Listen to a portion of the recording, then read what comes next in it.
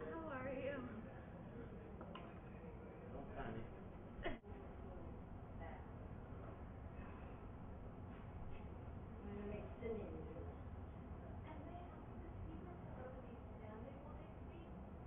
You're going to tell them all. Okay.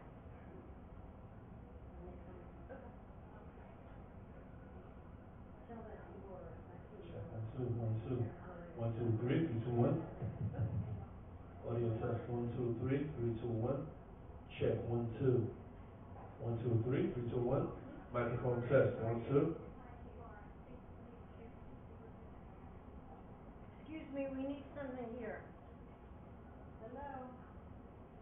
I need you here. You have them seated in the wrong place. This is who? Paul. They have to be at the microphone. Okay. Do you want to move the microphone? No, I want to move them to the middle of the table. Okay. Could you do that now? Absolutely. We should tell Michael. And we should have, for the committee, he was supposed to have. Who is he? Let me go check that. I'll get him right. Because I need the committee people next to him. Okay. I'll try to find it. I'm going to switch the other side and then I'll try Would to you find do it. that? And do it on each side. Yep. Let me do this side. Excuse me, am I going to bump you? Make a long lingering shot, because that's the only credits we have, and that's our establishment. Me? How are you? Looking great, doesn't it? You sent this Yeah, one in? Sure. Let me know. Give me now I 1 need minute a here. plucker. Somebody, in fact, Laura, I'm going to ask you to do that. Somebody to hold. Excuse me, I'm walking.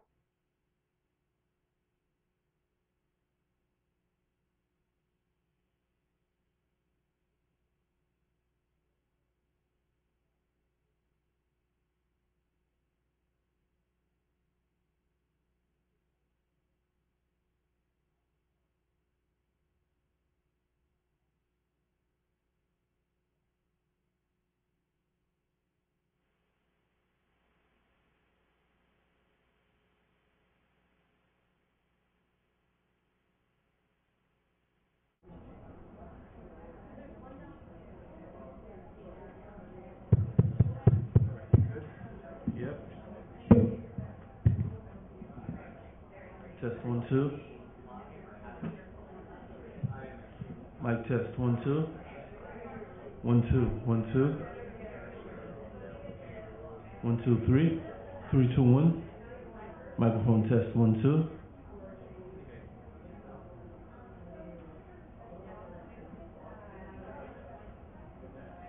Check 1 2 1 2 3 3 2 1.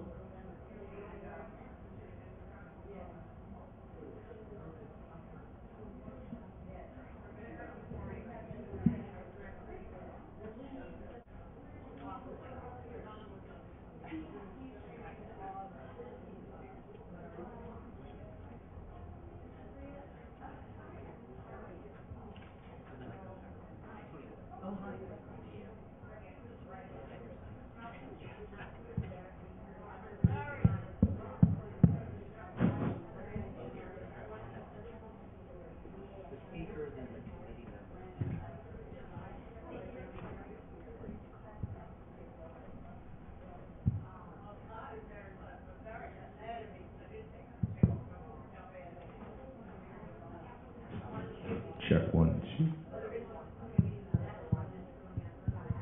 Check 1 2. Check 1 2. 1 2 3 4. Check 1 2.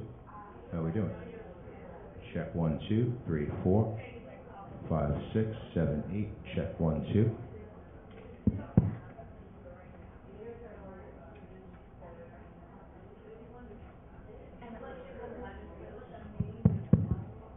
Check 1 2 3 4.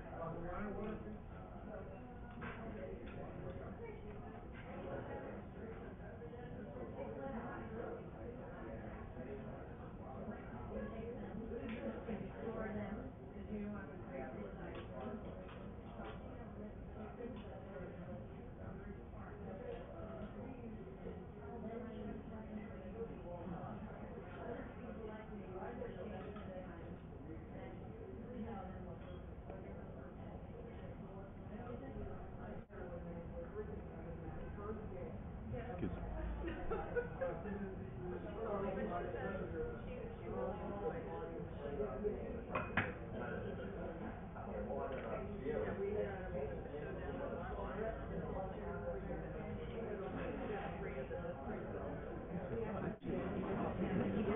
never knew the right crowd had them.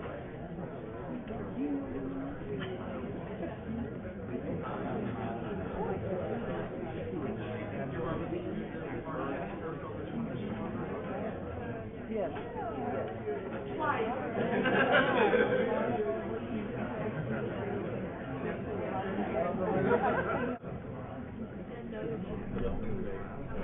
Carl, I think, was I don't know.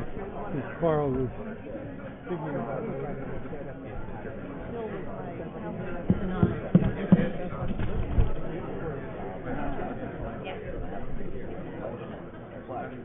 Hello, I'm Barbaralee Diamonstein-Spielvogel, and a warm welcome to each and all of you who today serve as representatives of the larger public and private preservation communities, and have helped to bring us to this 45th anniversary celebration of the New York Landmarks Law.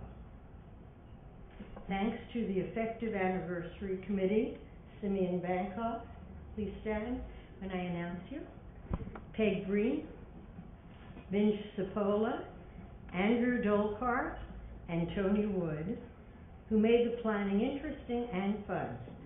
And thanks to the highly and deservedly praised Yale-trained architect who taught at Yale for 10 years, now with a booming private practice, architect Michael Haverland, my creative collaborator, please stand, who executed the inspired invitations, programs, place cards, and centerpieces. Thanks to Julian Nicolini and Sabria of the Four Seasons, and warm appreciation to an anonymous benefactor who made it possible for us to hold this lovely lunch in this beautiful Four Seasons interior landmark.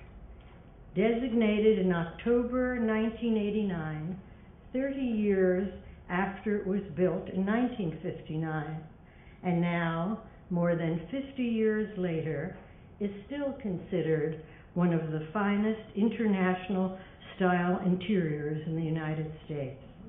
It is also widely known as the venue of the so-called Power Lunch.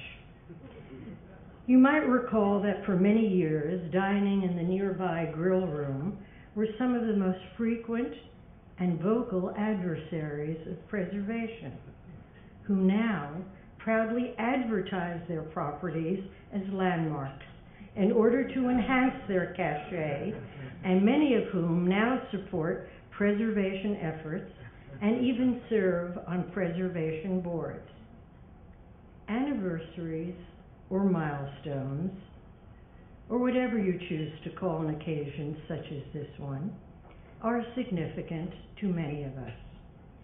They give us reason to pause and reflect on how far we've come, on what has been accomplished, and what remains to be done. And while it is acceptable to view milestones as self-congratulatory exercises, we prefer to view them as opportunities to turn a critical eye on our mutual work. What has been most successful? What work remains unfinished? How has the landscape changed? How has the approach evolved?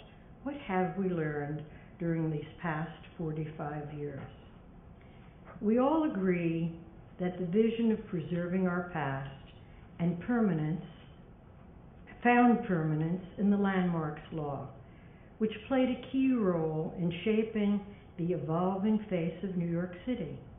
The law now protects 100 historic districts plus 14 extensions containing 26,000 structures, 1,264 individually designated landmarks, 110 interiors, and 10 scenic landmarks.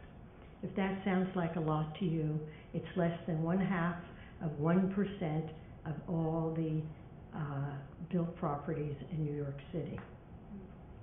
Your parks and individual trees, piers and bridges, cemeteries and archaeological sites, interiors and clocks, as well as theaters, factories, museums, simple wooden structures, farmhouses and forts, brownstones, limestones, lofts and skyscrapers. To encourage inspired and creative thinking, as we move forward, we have invited 3 provocative speakers and their equally thoughtful introducers to be with us today. Thank you all for giving so generously of your time and talent. You see, it does take a village.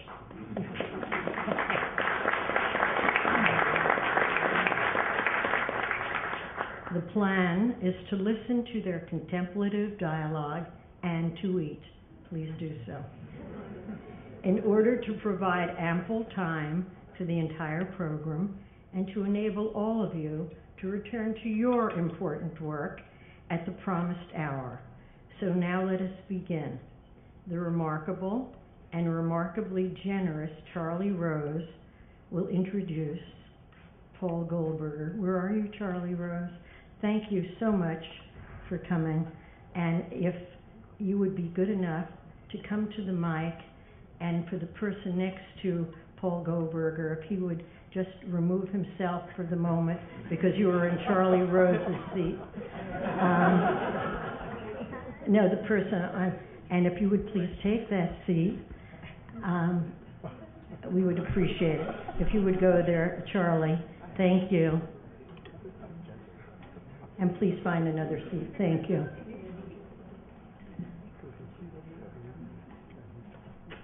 After the entree, which will be served after Charlie introduces Paul, we will continue with our next 2 speakers. Now, Charlie Rose. Thank you. You want to speak from here? Right from there, please. And will each speaker please stand when they speak. We are videotaping this program in the hope, not in the hope, in the knowledge that Duke University will put it on YouTube, on a site that is already devoted to other issues that the Historic Landmark Preservation Center is involved with. Thank you, Charlie. Thank you, Barbaralee.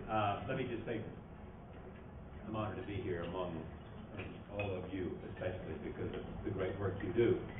David Remnick, my great friend, who was on my program to talk about a book that is now number 2 on the bestseller list, New York Times bestseller list, was on the West Coast, and they asked me would I come in, and because of my great respect for Paul, and I'm hardly a substitute for David Remnick, who I happened to see last night on Bill Maher, so I can guarantee you he's there.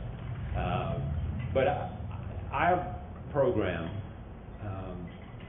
spends more time, devotes more time, cares more about, perhaps, architecture than any other television program that I know, that also occupies itself with politics and technology and business and science. I just came from taping our 7th episode of the Brain Series with Eric Kandel.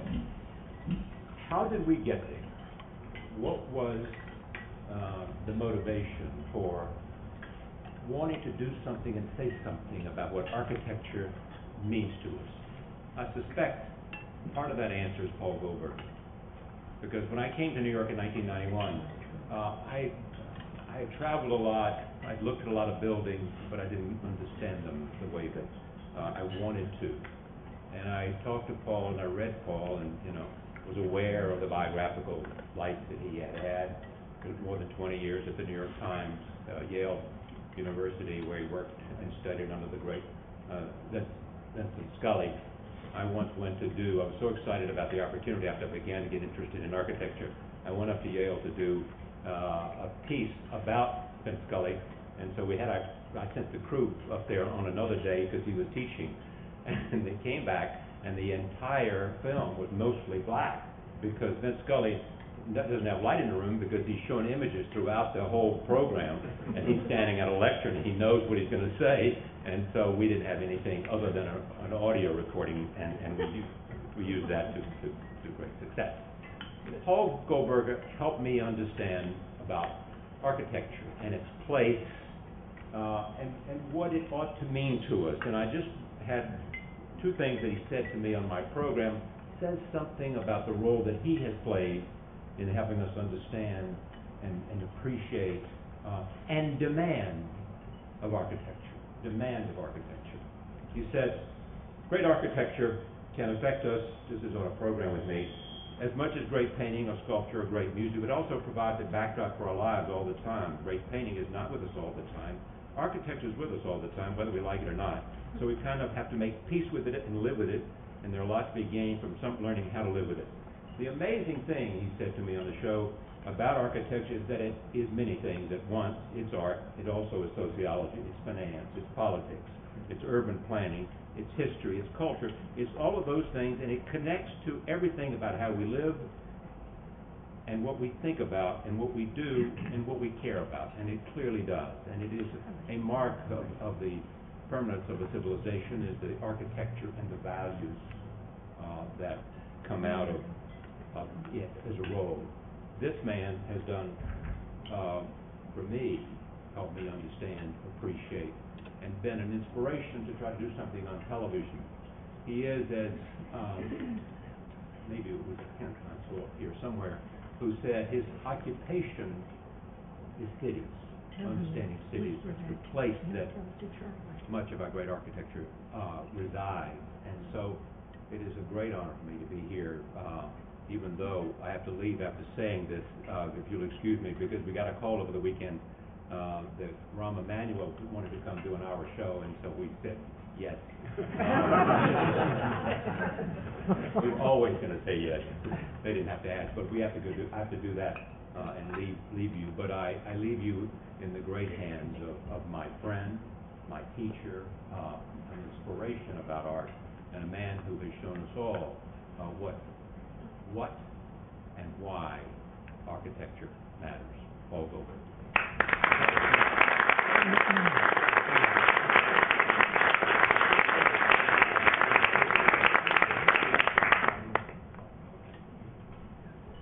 Thank you very much, Charlie, truly. And thank you for all the great stuff you do about architecture and not about architecture every night. And thank you also, Barbaralee, for gathering so many people here who are critical to the future of New York, and for doing all that you continue to do to extend and deepen the impact of historic preservation both here and elsewhere. So, 45 years of official landmark, which we mark inside this 52-year-old restaurant, which a lot of us, particularly those of us who remember Philip Johnson having lunch every day in his corner banquette in the bar room watching over his creation, still think of as something relatively new. The Four Seasons cannot be 52. 52, some of you may know, happens to be exactly the age that Pennsylvania Station was when it was torn down in 1963. In other words, this extraordinary space has already existed for longer than the entire lifetime of Penn Station. It's been here for quite a bit longer than the Savoy Plaza Hotel, which was only 37 when it was torn down to make way for the GM building, which means it was no older than a building built in 1973 would be today. And the Four Seasons and the Seagram building are almost as old as the Singer building was when it was torn down in 1968 at 60, an event that the Landmarks Preservation Commission, which was then a cautious 3-year-old agency with limited authority, was powerless to prevent. And at 52, this is hardly the oldest modern landmark. Lever House is close to 60, Manhattan House and the UN are already 60. Now, I mention this not to make any of you feel old, and I am sorry if it does, but I do think it gives us pause and makes us reflect on the arc of time, which is, in the end, a significant part of the reason we save buildings. As Louis Mumford said, in a city, time becomes visible. But in our age, that is not always so automatic. And it is preservation that assures us that the city will have the resonance, the layers of time always being visible that we need for it to be a civilized place. We need to feel that at least some of what surrounds us has been there for a long time and will be there for a long time to come. Today, of course, these notions are not new. We've been living in what we could call the landmark era for 45 years, and nobody has to make the case for the basic value of preservation. At 45, the Landmarks Preservation Commission may not be old, but it's certainly reached very solid middle age. It's no longer the agency that tiptoes gently, as it was in its early years. It designates wide swaths of the city, and it's extended its reach far beyond the iconic buildings of New York to take in literally thousands of structures in more than 100 historic districts, many of them reflecting the vernacular architecture of the 19th and early 20th centuries. It seems ever more cognizant also of the importance of the city's modernist heritage, not only with designations of buildings like this one, but decisions like the one announced last week to give landmark status to the elegant green glass Springs Mills building on West 40th Street. So 45 years into the landmarks era, the role of the Commission is deeply established in the city's culture. It affects many thousands of property owners, as Barbaralee told us, and the real estate industry. While it may differ with individual decisions, long ago gave up challenging or questioning the Commission's right to exist. Indeed, it's now 32 years since the critical Supreme Court decision in the Grand Central case upholding the city's right to designate key properties for preservation. So with 45 years of existence and 32 years since the Commission's most important legal challenge was overcome, we're now very clearly in a time when there are plenty of property owners who come before the Landmarks Preservation Commission who were not even born before the Commission came into existence, and many who do not remember the struggle to save Grand Central. To them, preservation is a fact of life in the city, period. Now, if you remember the great battles of the early years, this would seem to be a tremendous victory, and in many ways it is. But it's also a loss, and that's what I want to talk about for just a moment before I end. As preservation becomes more and more a part of the establishment, an expected normal part of life in the city, there are some dangers, even downsides to it. Every silver lining has a cloud, you might say, and I see three different ones here. The first is the risk that as we take preservation more and more for granted, we designate more and more loosely, thinking that since we have so many great landmarks already, and so many great iconic buildings are already landmarked, and that many people have come to accept the landmarking process so much more willingly than they once did, well then why not just keep going and going and going? The risk, you might say, is that we're having so much fun, it's hard to know where to stop. And that in turn creates a second risk, which is that we may upset the delicate, ever-shifting balance between change and continuity. It's not an easy balance to achieve. There are no formulas to guide us, no standardized ratios of old to new that we can fall back on. All we know is that we need to feel both continuity and change. Since a city that preserves not enough is a rootless culture based on shifting sands, a place where time is never visible. I must say I went to Dubai earlier this year, and if I had any doubts about that before, they were put to rest. But of course, a city that does not change enough is dead. And if there's anything we cannot ever allow New York to be, it's some grotesque version of colonial Williamsburg on the Hudson. Change is New York's lifeblood, and it has to be. I have a dislike of preservation fundamentalism wherever it pops up, but it's particularly egregious in New York, where the insistence that everything be exactly as it was and that historic districts should not continue to evolve, that they cannot contain modern buildings within them, and that the only way to show proper care for an individual landmark building is to make sure its appearance never, ever, ever changes. These attitudes seem altogether inconsistent with our nature as a city. Respecting and preserving landmarks does not have to mean treating them like hothouse orchids. Many of our great buildings are tougher and more resilient than that, and we should not be afraid to engage them in an architectural dialogue with the present. Believing that protecting our landmarks means keeping them pure like Vestal virgins, then, is the second pernicious danger that can come of preservation success. The third potential effect of the success of the preservation movement is that as it becomes more and more an established fact of our culture, we lose sight of the radical beginnings of this movement, when it was not part of the establishment at all, but fought it at almost every turn. This is perhaps the most insidious danger of all, because there's so much good in preservation success, and so much justly for everyone in this room to be proud of. But preservation is now part of the established order of things, and as such, it's part of the establishment. And that in turn means it sometimes comes under question not from the forces of power, but from the opposite end, from the young, from the avant-garde, from those who grew up in a world in which preservation was natural, and who feel, unlike most of us in this room, not that preservation is a great battle that they're proud to have won, but that it's a force of stasis, even in some ways a conservative force. The great challenge right now, strangely enough, is in figuring out how to keep preservation closer to the cutting edge.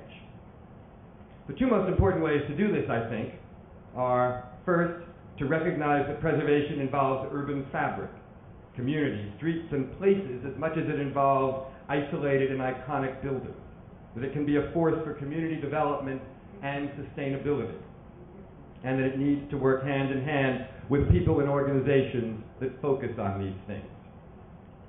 The second is to recognize the preservation movement is going to have to focus more and more in the coming years on mid to late 20th century buildings, many of which are not, in the minds of many people, particularly deserving of landmark status.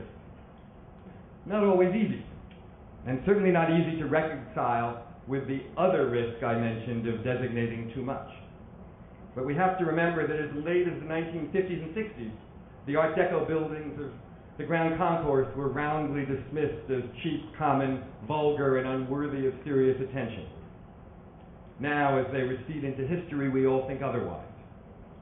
Will the same thing happen with the office buildings of the 60s, or white brick apartment houses?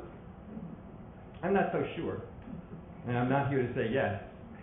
But I do know that some of that hesitation is because I grew up watching them be built, and never had the sense, as a younger generation does, that they were part of the architectural landscape to be inherited. I think we owe it to time to make certain judgments.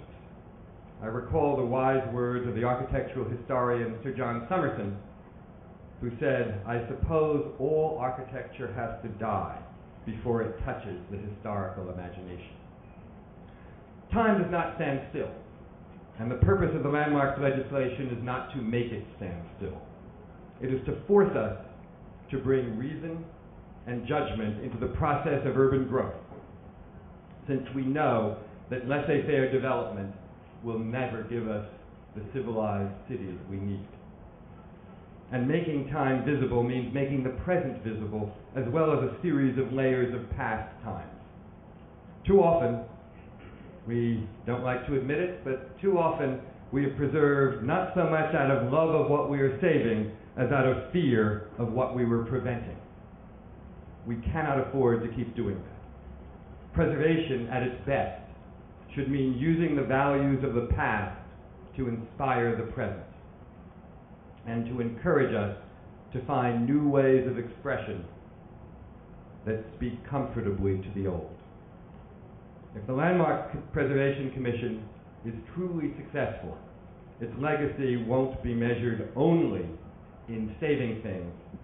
It will also be in inspiring the landmarks of tomorrow. Thank you.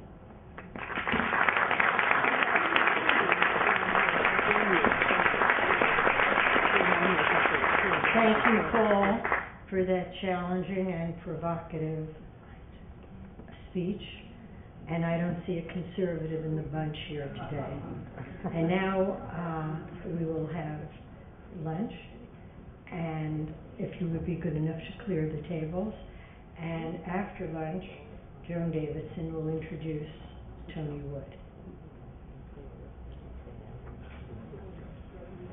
And he said, well, No, Carl is there are certain things that we would like to have back. Even though it's a flyer, like another different contract.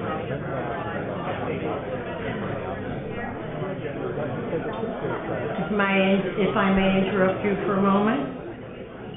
More than a moment. Joan Davidson will now introduce Tony Wood.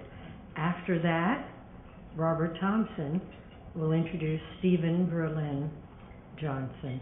But now, Joan Davidson introducing Tony Wood. Thank you. Thank you, Barbaralee, and thank you for this fabulous event. Can you hold the microphone a little closer? Is that better? Thank you.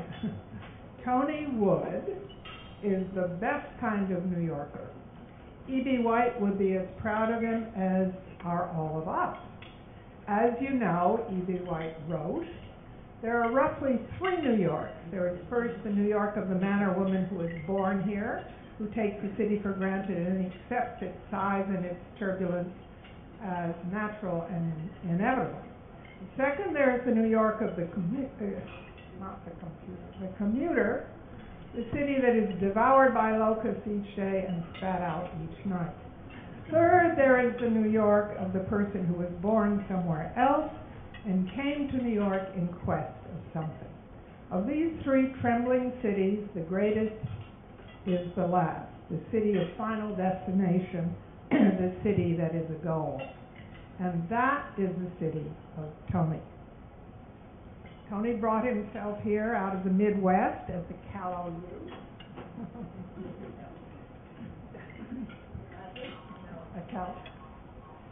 Spent early years at the standard lowly task and has now, with a bit of gray hair to show for it, achieved his present dizzying height. Along that passage, Kent Barwick discovered Tony for the MAS. Then the J.M. Kaplan Fund pried him loose from the MAS. And while he was with our fund, Tony prowled New York State in search of preservation rescue missions. He connected every do-good group to all the other do-good groups and bolstered his blossoming talents as a scholar and a historian. Tony first created a series of oral histories about past preservation activists and other New Yorkers. Then he made it official by founding the New York Preservation Archive Project.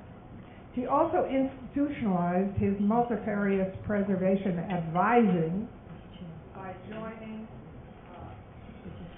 the board of the National Trust, where he now chairs the Drayton Hall Site Council. He has been chairman of the Historic Districts Council, the Preservation League, and Partners for Sacred Places. Tony actually has a day job as executive director of the Idelson Foundation, and he has become an adjunct professor of historic preservation at Columbia. Recently, Tony wrote a marvelous book called Preserving New York, Winning the Right to Protect a City's Landmarks, and it has already become a classic. So Tony is indeed, as Barbaralee knows, has become a preservation hero. It is therefore with admiration and affection that I happily present my colleague and good friend, Tony Wood.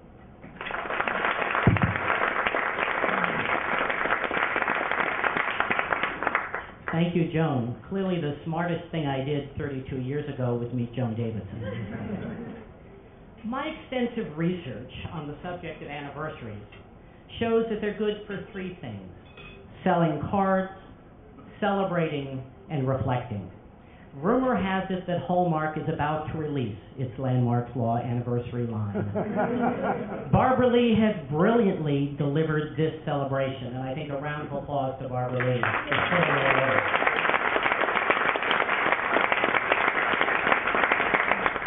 So that leaves me reflection. Anniversaries create the opportunity to get above our daily struggles, to take a look at things from 30,000 feet up, beyond the next hearing, and hopefully still above the next proposed tower. Since demolition is the ultimate deadline, it's no surprise that preservationists devote so little time to reflection or big picture thinking. As New York City's modern preservation movement approaches its middle age, this is the appropriate time to do some deep thinking and critical appraisal. I recommend we as a preservation community use this 45th year to do a serious diagnostic on the state of preservation in New York City, arguably something long overdue. I suggest we do this by asking ourselves three very essential yet uncomfortable questions, the answers to which should shape our agenda for the next 5 years. Appropriately, the first question deals with the landmarks law itself. Is our landmarks law strong enough to meet the challenges of the 21st century, and if not, what will it take to make it so? Today's law exists because over 50 years ago, preservation pioneers refused to accept that it was inevitable that we must lose precious buildings and beloved places. Some of those original preservation pioneers are with us today. The law their advocacy produced has been wildly successful, thanks in great part to the people in this room. Our law has fundamentally and literally changed the face of our city. Yet the law and the process it created has also had its share of failures. Begging to differ from the wonderful earlier speaker, I don't think preservation is anywhere close to finishing what it needs to do in the terms of designation. In fact, even on the blog this morning was a report that Our Lady of Loretto Church, a building that should be a landmark, is one step closer to demolition. So if New York City is in any risk of going on a death watch list poll, it's not due to historic preservation. At least we've got a long way to go before that could happen. Anyway, the law and the process it created indeed have failed us at times. We are still losing buildings in places we'd rather be saving. Frustrations run high. Time has revealed weaknesses in our law and flaws in the preservation process. Pressure on both will only grow in the future.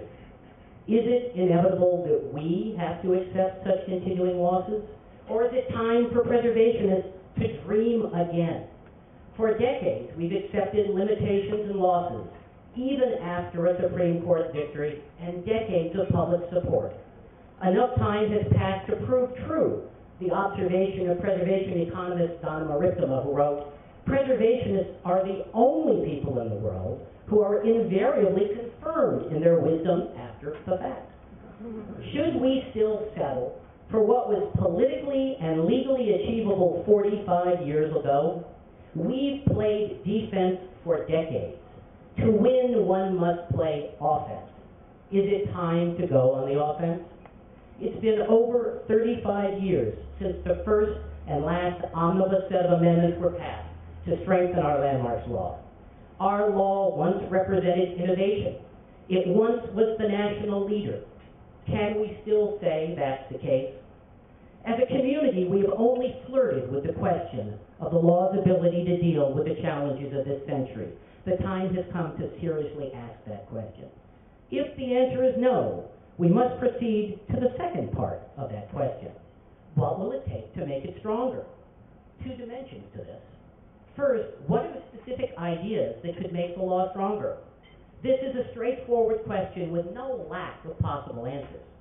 The second reading of the question is much harder. What will it take politically to strengthen it?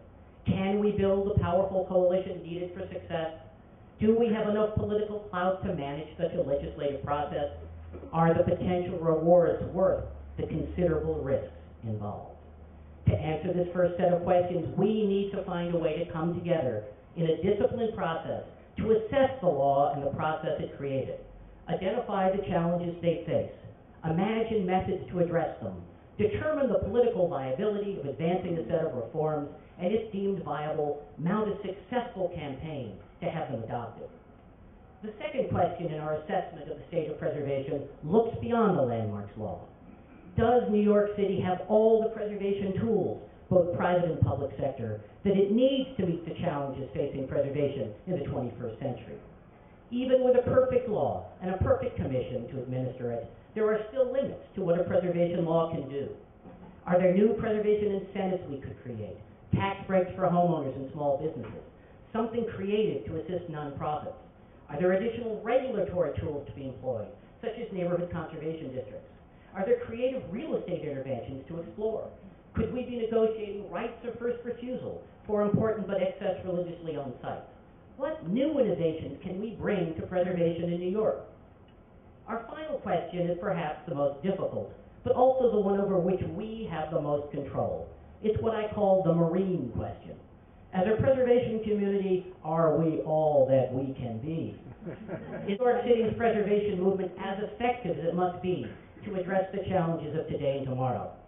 As is often painfully obvious to all of us, ours is not a monolithic movement. There is no command and control structure and no formal leadership. The last 45 years have seen the development and proliferation of passionate preservation organizations across the city. Leadership is dispersed. Differences among and between preservation organizations have grown. Our future success requires a shared preservation agenda. We need to know what we agree on, agree to disagree when we do, and learn to disagree without crippling our cause. Preservation is not a movement that will or should march in lockstep, but we can no longer afford discord and dysfunctionality. We must invent a way to work more effectively together. We need a structure to facilitate communication and coordination. Herding preservation cats has never been easy, but now the payoff for doing so could be great, and the cost of failure immense. 2015 is the 50th anniversary of the Landmarks Law. If we use this 45th year to answer these essential questions and devote the next 4 years to taking action, at the 50th anniversary, all we'll need to do is send cards and celebrate. Thanks. Stephen Berlin Johnson, who handed in his 7th book, excuse me, about where good ideas come from. I asked him the other day where innovation comes from, and he said cities. And now I hope he will tell us all about that. Welcome, Stephen Berlin Johnson. First, Robert Thomson. Thank you, Barbaralee. In Japan, they have a designation of National Living Treasure to designate... Can you hold the mic closer, please? In Japan, they have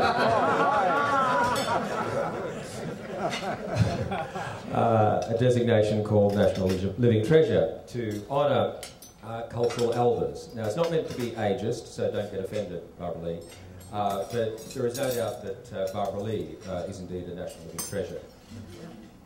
Stephen is not yet a National Living Treasure. And I have to say that when I first met him, I had serious doubts about him. It just so happened that I was on a flight to London a few years ago when I was editor of the Times of London. And I was sitting next to a person. You know what it's like when you sit on a flight and the person next to you look at them. I'm not sure about this person, so you try and ignore them. But after the takeoff, this was in the time when there were flights to Europe. And so Stephen opened up his laptop and started watching a video of plane crashes. And I thought, what sort of sicko is this? And then I could tell that he had become aware, that I had become aware that he was watching video of plane crashes. And so he said, well, I'm reviewing it. It was actually Lost, an early version of Lost. And then we got to talking, and it turned out that he was a writer, and he had written a book called Everything Bad is Good for You. And he said, well, have you ever read that book? And I said, read the book? I bought the serial rights for Europe. Somebody had shown me an extract from it, and I thought it was an absolutely brilliant book. Counterintuitive, engaging, as many counterintuitive books are not. And so maintained an informal relationship with Stephen, although we tend to sit next to each other at events or on planes. Since then, he's written a whole swathe of books, and as Barbaralee indicated, his next book is where good ideas come from. Clearly, I'd much prefer to know where bad ideas come from. I seem to be presented with them all the time, including from me. But someone who's going to deliver a thoughtful articulation of that which is good about cities is Stephen Berling-Johnson, who is a great author, quite disturbing person to sit next to, but I think for all of us, a very, very welcome fellow traveller in New York. Stephen Berling-Johnson.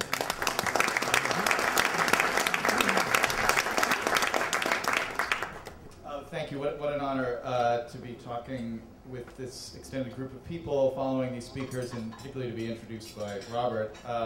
Yes, I was watching the television show Lost, just so that's clear. I was not just collecting random footage of plane crashes to watch on the flight.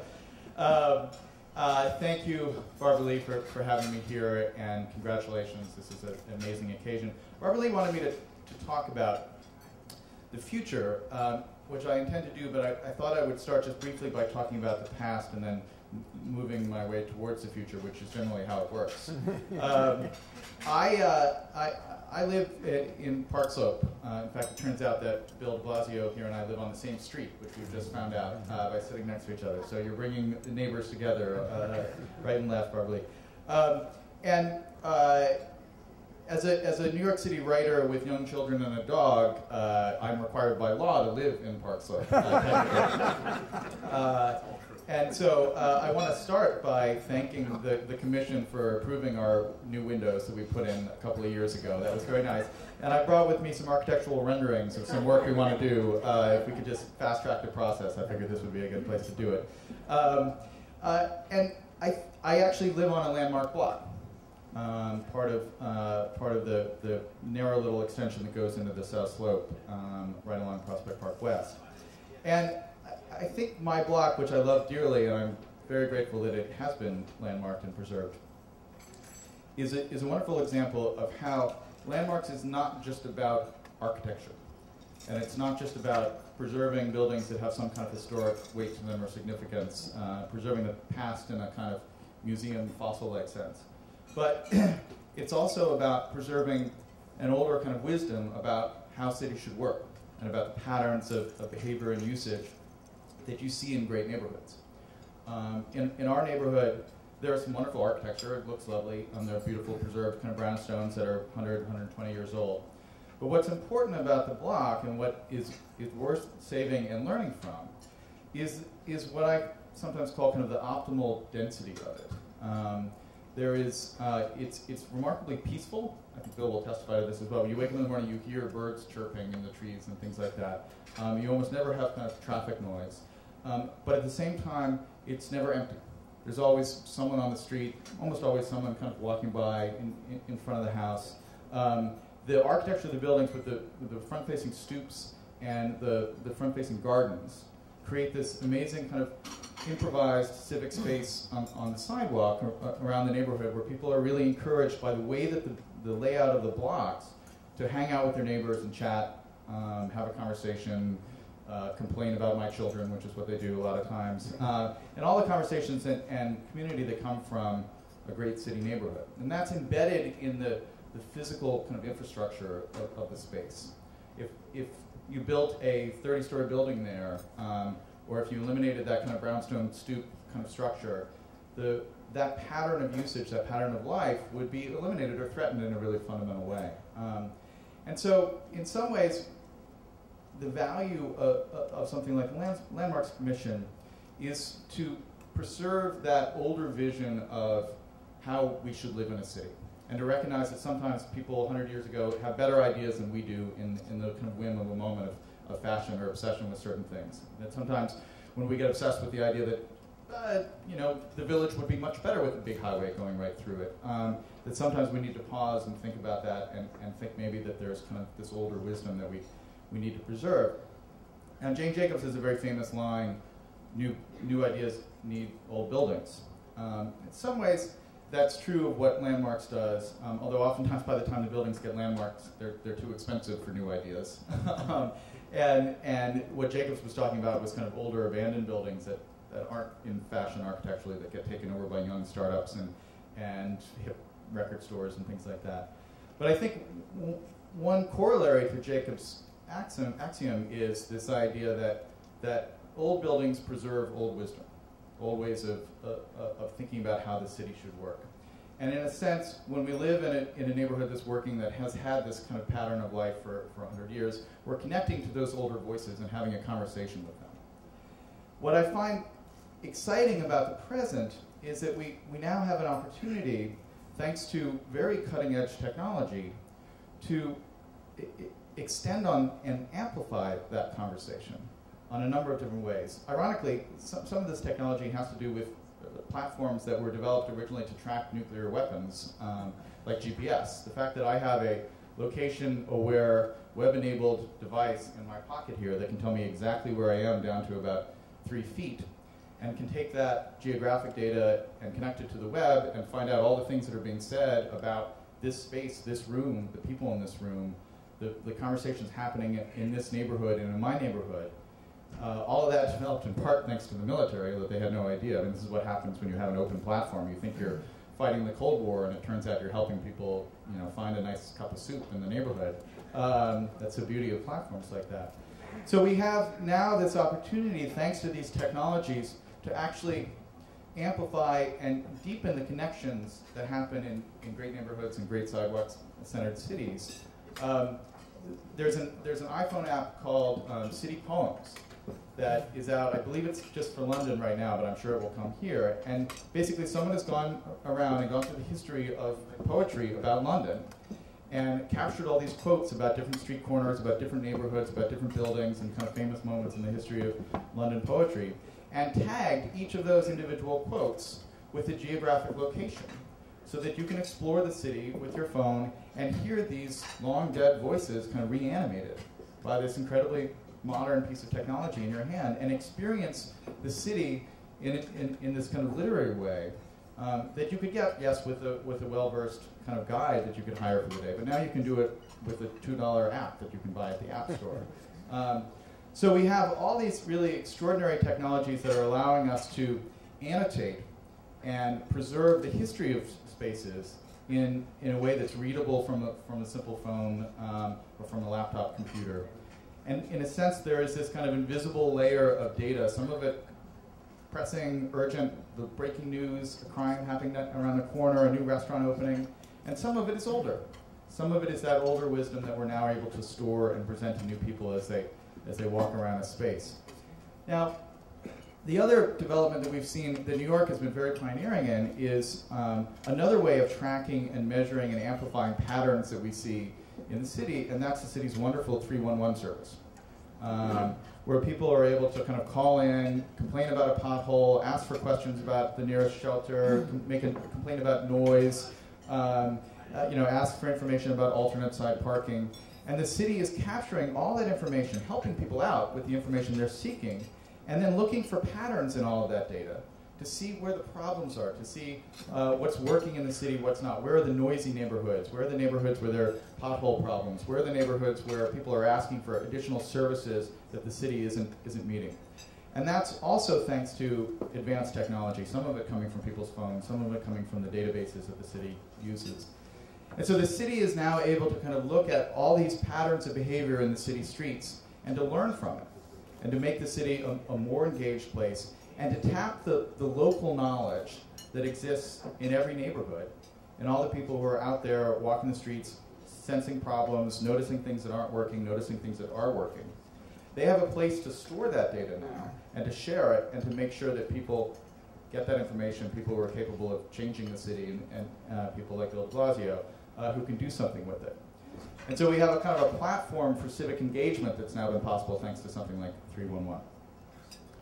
And then finally, the thing that I think is worth noting here as well is if you went back about 15 years ago and looked at all the kind of forecasts that the futurists were talking about where the internet was taking us and where all these new forms of communication were taking us, one of the the overarching predictions that you heard again and again and again is that people were not going to need to live in dense urban centers anymore.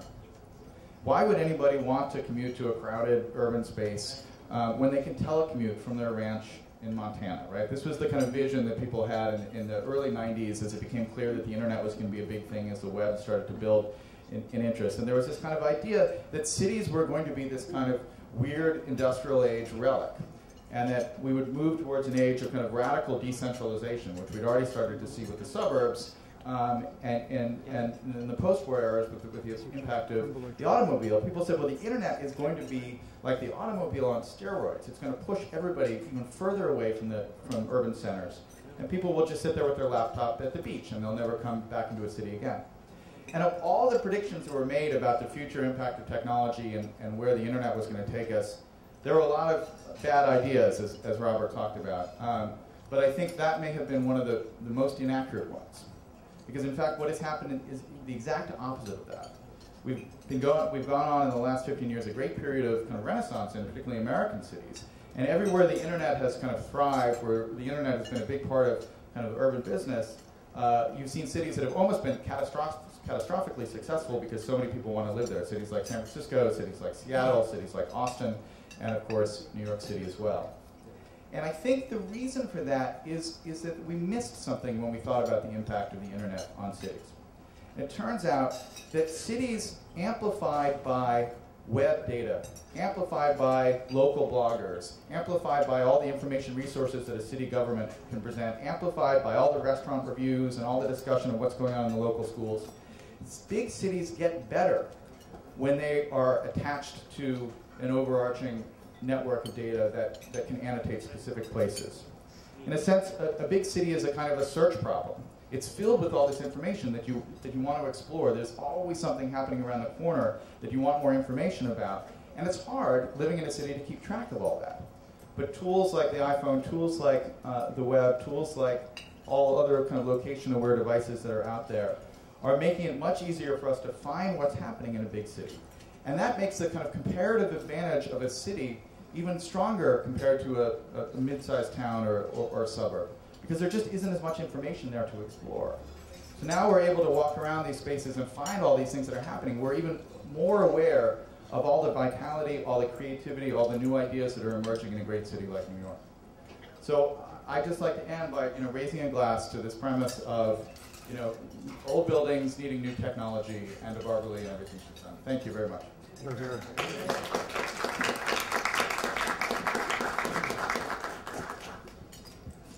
Thank you, Robert. Thank you, Stephen, and thank you for pointing us in some new directions. What was once, and in some quarters, is still considered to be an impediment to progress, has proved that appropriate recognition and protection of the built environment does create economic value and foster beauty and neighborhood pride as well. The hopeful vision of a few has become a very strong instrument for the protection of our architectural future in recognition of our rich past. But it is not and will not be the evolving application of the law itself, but the individuals and the grassroots organizations that are widely represented here today that have given voice and vitality to a movement that has transformed New York City aesthetically, culturally, and economically. Having arrived thus far, the challenge now is what bold and innovative direction, and Tony has outlined many of them, should preservationists embrace to build on the bedrock accomplishments that have been achieved by the Commission, by individuals, and by organizations in these past 45 years. Our celebration today is a modest expression of appreciation to all you have helped to accomplish to enhance our city, and a vivid reminder of some of what lies ahead. Tom Schutte, the always innovative president of Pratt, who is one of our guests and a very energizing force in Brooklyn, has requested that everybody identify themselves. We would like to do that, but this room is occupied this evening. So we're going to give you an opportunity to rise after I call on one more person, because there are dessert stations in the back, appropriately named, including Ben and J52. But I know you will have a chance to talk with one another. But for a moment, I would like to introduce New York City's third public advocate, the recently elected Bill de Blasio. He not only answers complaints about people's problems with city government, but also proposes solutions that make government services more responsive to the publics they are meant to serve. Thank you, Bill, not only for coming today, but staying. I hope you found it as edifying and as informing and as inspirational as so many of us, I believe, did. I wonder if there's anything you would care to add or should add to the occasion. Would you take a moment? Indeed. Thank you so much, Barbaralee. I have to say, first of all, you have innovated something here today. You've taken a luncheon format and taken the approach that's used in the British Parliament at question time, and you put them together into an engaging dialogue.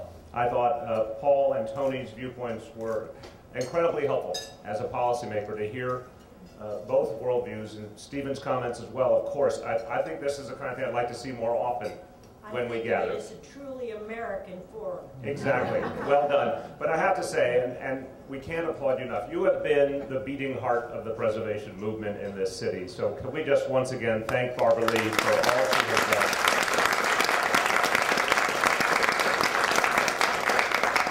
I'll be mercifully brief. I never got to see Pennsylvania Station, and I feel a palpable pain about that fact. And I cannot imagine life without Grand Central. So I'm surrounded by experts and professionals, and I'm an amateur, but I just want to give you that very human perspective. That, from my point of view, my town is defined by these places that are common and historic and bring culture to all of us. So I think, reflecting for a moment on the quasi-debate earlier, I think we have a ways to go, because I see threats to preservation, threats to the indigenous culture of the city, if you will, that we haven't seen before. I think we have a level of hyper-development, even if slowed a bit now in the last few years because of the economy, but previously we saw a level of hyper-development and chain stores and all sorts of new dynamics that weren't part of the picture for many decades. So I'm in the faction that says strengthen, amplify, make more complete our approach to preservation. I do want to add one more point, playing off of what Stephen said. I think, and yes, we do see this in Park Slope, but I think we see it all over the country. There is a greater yearning for community and place and a sense of authentic culture than ever before. And it is a natural response to modernity. The pace of things, the constant change. Some people turn to religion, some people run away. But a lot of people, I think, very productively look to community and look to saving, preserving, protecting, embracing the things that define a sensible way of life, a compassionate way of life, a sense of togetherness. We are lucky in a place like Park Slope that that's occurred, but it wouldn't have occurred if so many people around this table had not fought. And so I just want to offer, this is across the generations here, because this is a fight that was and continues to be, but I want to offer my profound thanks to everyone who helped make the law happen in 1965, but then gave it life thereafter. Because I can say for my family and the people I represent, you have so greatly improved the lives of the people of this city. And now it is our task to take the steps ahead to continue that movement. Thank you so much, Barbaralee.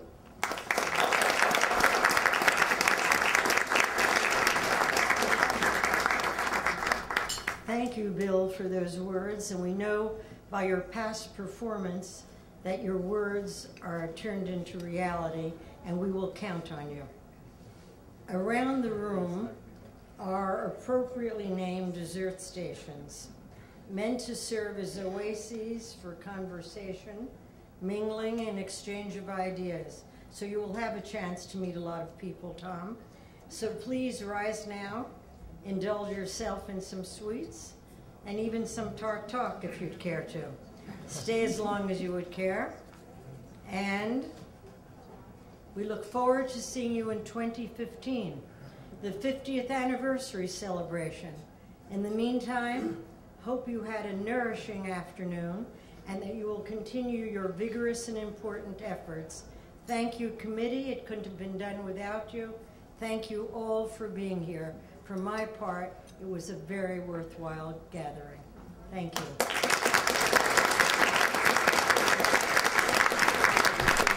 One last word, recycler that I am, for those with more taste than funds, these centerpieces we are now donating on Lend-Lease to Andrew Dolcart and the Historic Preservation Department. Any of you who need them, feel free to call upon him, and our beautiful lectern of landmarks will be there too for your use. Thank you, Andrew, for being the repository, and thank you all for coming.